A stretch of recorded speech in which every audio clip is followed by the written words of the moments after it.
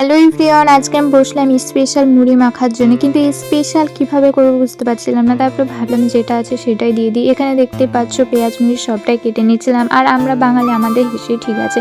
দেন এখানে সব কিছু কেটে নেবার পর শসাও বের করে নিলাম। আর তোমরা তো জানো আমি মুড়ি খেতে অতটা পছন্দ করি না।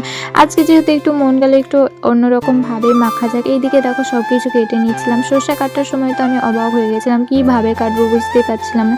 তো যাই হোক, মোটা করে রাখবো না চিকন রাখবো সেটাই ভাবছিলাম। তারপর চাতামাতা করে কেটে নেবার পর এইদিকে দেখো ধনে পাতাটাও কেটে নিচ্ছিলাম। আর আমি যেহেতু ভিডিও করছিলাম তাই একটু লেটই হচ্ছিলো আমার, মিনিমাম এই ভিডিওটা করার জন্য আর মানে মুড়িটা মাখার জন্য আধ ঘন্টা টাইম লেগেছে। তো যাই হোক, এখানে দেখতেই পাচ্ছ সব কিছু মানে কাটা হয়ে গেছে। আর অনেকেই বলে তুই একটু ভিডিও করিস, একটু ভালো করে সেজে গুজে করতে পারিস না। তো আমি বলি কি যে আমার স্বাস্থ্য টাস্থ্য একদমই ভালো লাগে না, তোকে দেখতে ভালো লাগলে দেখো, না লাগলে দেখো না, সমস্যা নেই। এদিকে দেখো মুড়িতে সব কিছু আমি দিয়ে দিয়েছি, তেলটাও দিয়ে দিয়েছি, তারপরে ভালো করে মেখে নিয়েছি। আর সত্যি বলছি গাইস, মুড়িটা ভালো লেগেছিল। এদিকে কিন্তু আমি আদা অনেক কিছু দিয়েছিলাম, জাস্ট ওয়াও লাগছিল খেতে।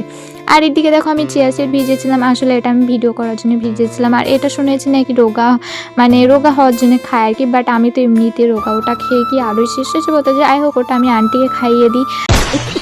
দেন এখানে মুড়ি টুড়ি খেয়ে নেবার পর উনুনে রান্না চাপিয়ে দিই, উনুন ধরিয়ে দিই। আর আজকে রান্না হচ্ছে ছিম ভাজা, তার সঙ্গে বাটা মাছ ভাজা ছিল আর কি, বাট ওটা রান্না করার কথা ছিল কিন্তু পুঁটি মাছ আসে, দেন পুঁটি মাছটা আন্টি কিনে।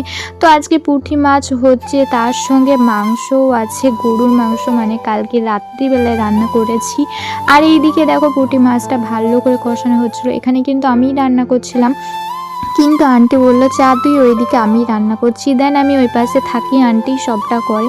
এইদিকে দেখো কষে নেবার পর ভালো করে কষে নেবার পর এখানে যতটা পরিমাণে ঝোল করবে ততটা পানি ঢেলে দিচ্ছি। এইদিকে ভালো করে জাল দিয়ে নেবার পর দেখো হয়ে গেছে। আর চলো, ভিডিওটা ভালো লাগলে লাইক করে যেও, ঠিক আছে? আল্লাহ হাফেজ, বাই।